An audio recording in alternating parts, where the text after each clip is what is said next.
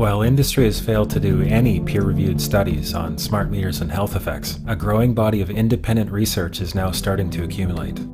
In our second set of tests, we're using the smart meter. Before the exposure, we see the same thing as we saw in the first samples. Normal cell walls, fairly separated and looking healthy. So after 2 minutes of exposure in front of the smart meter at about 1 foot away, we see a totally different story. Sample 1, you can see a lot of degradation in the cells. The cell walls have been broken, and you see changes in the cells which are called mycoplasma. It shows a mutation to the cell.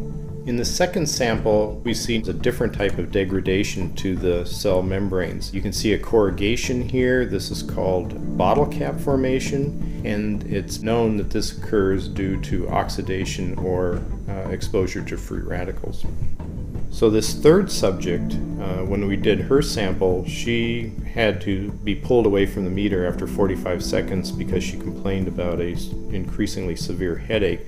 And here you see a phenomenon called rouleau, where the red blood cells are stacking up, which makes it very difficult for the blood to deliver oxygen to the tissues as they would be their normal function. Every single one of these is a degradation. Every single one of these shows a trauma to the blood cells.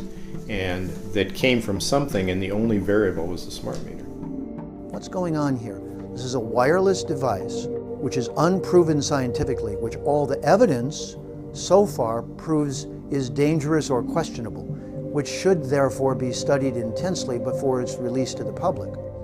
Clever people called the technology smart to make it seem intimidating so no one would question it. Some smart ad man came up with that and got paid $300,000 to call it a smart meter so you would feel less knowledgeable, which they know we feel, and then you wouldn't question the smart people putting it in your house.